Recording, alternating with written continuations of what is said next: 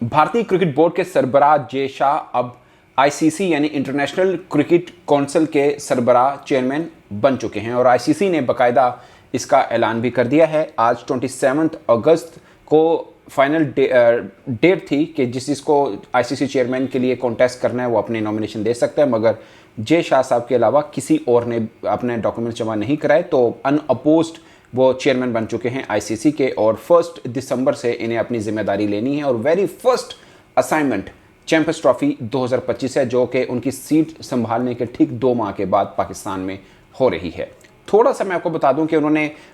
कुछ बातें की हैं बतौर चेयरमैन आईसीसी के, वो भी मैं आपको बताऊंगा और सबसे खास बात कि उनकी जिम्मेदारियां क्या होंगी और मैं ये क्यों कह रहा हूं कि सबसे पहली जिम्मेदारी उनकी चैंपियंस ट्रॉफी होगी। ये पाकिस्तानी फैंस को भी समझनी है और भारतीय फैंस के लिए भी खास इंपॉर्टेंट बात कि अगरचे एक भारतीय हैं जो आईसीसी के चेयरमैन हैं और चैंपियंस ट्रॉफी पाकिस्तान के अंदर हो रही है और जो भी आईसीसी यानी एक आईसीसी का इवेंट है, जो भी आईसीसी का इवेंट है तमाम टीमों का उस जगह पर लाना आईसीसी की जिम्मेदारी होती है, यानी इनडायरेक्टली नहीं बल्कि अब डायरेक्टली जे शाह साहब की जिम्मेदारी होगी कि तमाम बोर्ड मेंबर जो हैं, जो 8 क्वालिफाइड टीम है चैंपियंस ट्रॉफी के लिए, वो पाकिस्तान में आएँ।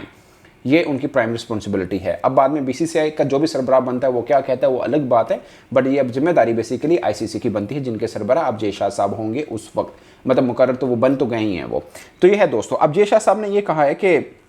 उन्होंने इस पर खुशी का और कहा है कि आई एम वेरी हम्बल के मतलब सबने मेरे पे वो किया, एतमाद किया और उन्होंने बोला कि सबसे ख़ास पॉइंट जो है कि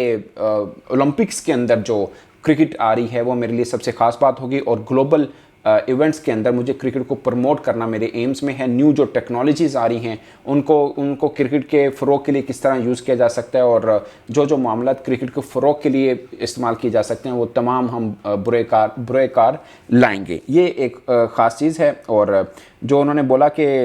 upcoming inclusion in Los Angeles 2028 Olympics a movement he views as a pivotal opportunity for the sports growth, कि ये स्पोर्ट्स की ग्रोथ के लिए सबसे जाहिर है दोस्तों के ओलंपिक्स के अंदर क्रिकेट का होना ये एक ख़ास बात है। अब इनकी बेसिकली रिस्पॉन्सिबिलिटी जो ख़ास रिस्पॉन्सिबिलिटी हैं वो ये है कि जितने भी बोर्ड मेंबर्स हैं खासकर परमानेंट या दूसरे भी, उनके आपस में तल्लुकात बहुत बेहतर हों। ये बतौर चेयरमैन आईसीसी उनकी है और दूसरा क्रिकेट की डेवलपमेंट उनकी है। क्रिकेट के अंदर पैसा लेके आना जो कि मेरे ख्याल में बेस्ट वही होंगे क्योंकि भारत से हैं वो और बीसीसीआई से हैं और फिर सबसे खास बात कि भारतीय सरकार के अंदर इनका अच्छा खासा असर रसूख है कि इनके वालिद साहब एक अच्छी पोस्ट के अंदर मौजूद हैं। तो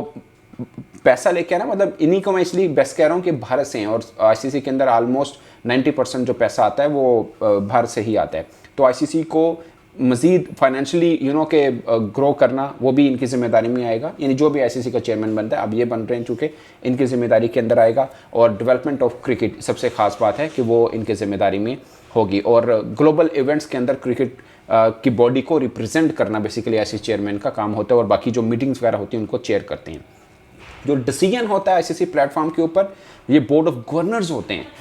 जो डिसीजन होता है आईसीसी के प्लेटफॉर्म के ऊपर ये बोर्ड ऑफ गवर्नर्स होते हैं जिनकी मंजूरी के बाद कोई भी डिसीजन होता है। ये बात समझने वाली है, ठीक है। बाकी ठीक है, बतौर चेयरमैन वो मतलब लॉबी करके या के बिहाइंड द सीन कोई भी चीज़ अपने नुक्ते नज़र पर किसी को भी आमादा कर दें और बाद में बोर्ड ऑफ मीटिंग के अंदर उसको अप्रूव भी करवा लें, ये हो सकता है। बट मैं आपको बता रहा हूँ डॉक्यूमेंटेशंस के ऊपर कि बोर्ड ऑफ गवर्नर्स होते हैं जिनकी अप्रूवल के बाद कोई भी चीज़ आनी होती है या ना आनी होती है, जो भी सीन करना होता है। तो ये है। अब पाकिस्तान क्रिकेट बोर्ड इस पर्सपेक्टिव में कैसा देख रहा है, क्योंकि नॉमिनेशन कोई भी कर सकता था। 16 टोटल वोट हैं जो डलने थे आईसीसी चेयरमैन के लिए और जिसने भी 9 वोट लेते वो चेयरमैन बन सकता, मगर इनके मुकाबले में कोई भी नहीं आया और ये अनअपोज्ड इलेक्ट हुए हैं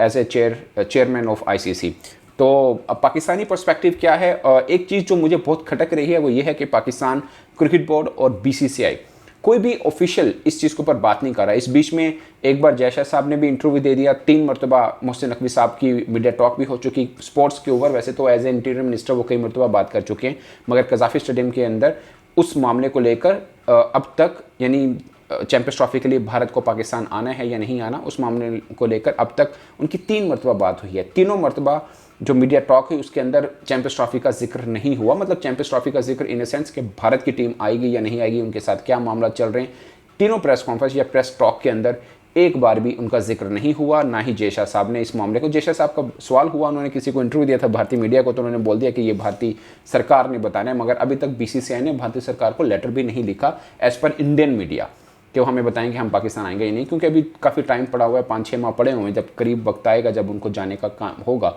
तब वो देखेंगे। तो भारत और पाकिस्तान दोनों एक ही ग्रुप में है और पाकिस्तान अपने तो ये फैसला कर चुका है कि भारत आएगा तो मोस्ट वेलकम, नहीं आएगा तो हम कहीं नहीं जाएंगे, हम अपने मैचेस सब यहीं पे यहीं खेलने। तो एक